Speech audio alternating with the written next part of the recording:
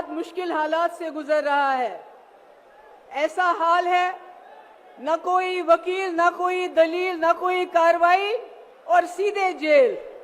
और शायद कलयुग का अमृत काल इसी को कहते हैं कि आप बिना पूछे, बिना कोई कार्रवाई किए हुए लोगों में जेल में डालते हो। ये मैं उमर खालिद की बात नहीं कर रही हूँ जो पिछले 2 साल से जेल में है। मैं सिद्दीक कपन की बात नहीं कर रही हूँ, मैं मोहम्मद जुबैर की बात नहीं कर रही हूँ, मैं आपके चुने हुए नुमाइंदों की बात कर रही हूँ जिनको आप लोग वोट डाल के एमएलए बनाते हैं, लोकसभा मेंबर बनाते हैं, चीफ मिनिस्टर बनाते हैं, मिनिस्टर बनाते हैं। कैसे उन पे करप्शन के चार्जेस लगा के बिना कोई वकालत के, बिना कोई कार्रवाई के जेल में डाला जाता है। हमारे लिए ये कोई अचंभे की बात नहीं है।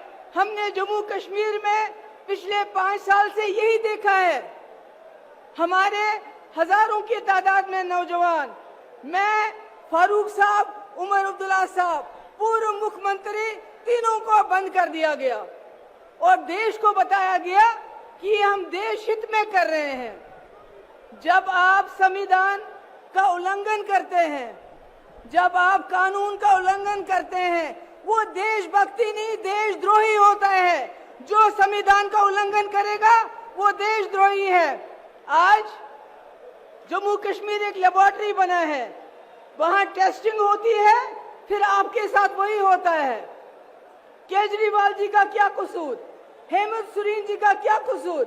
अगर वो बीजेपी में चले जाएंगे केजरीवाल, तो ये सारे मीडिया के लोग जो पिछले कई दिनों से करप्शन करप्शन करप्शन केजरीवाल कहते हैं, तो ये कहना शुरू करेंगे कि केजरीवाल जैसा कट्टर ईमानदार कोई नहीं है। सिर्फ बात यह है कि केजरीवाल यहां से उठ के बीजेपी में चले जाएं। केजरीवाल का क्या कसूर?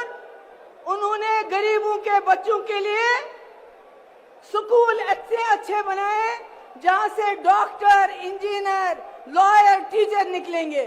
उन्होंने लोगों को मुफ्त बिजली दी, मुफ्त पानी दिया, अस्पताल बनाए, बसेस की मुफ्त। मगर इनको तकलीफ है, इनको इस परिवार से तकलीफ है। ये जो परिवार आप देख रहे हैं, इनको परिवारवाद से तकलीफ नहीं है। अगर परिवारवाद से तकलीफ होती तो ज्योतिरादित्य सिंधिया को नहीं लेते।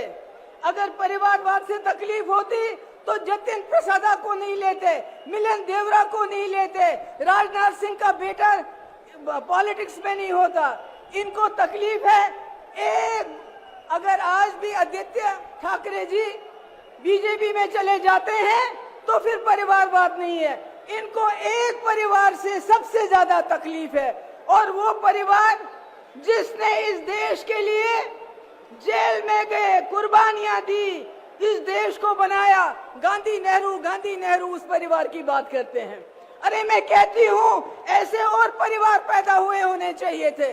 आज देश जो हमारा चांद्रयान पे पहुंचा, चांद पे पहुंचा, शायद कहीं और पहुंच गया होता।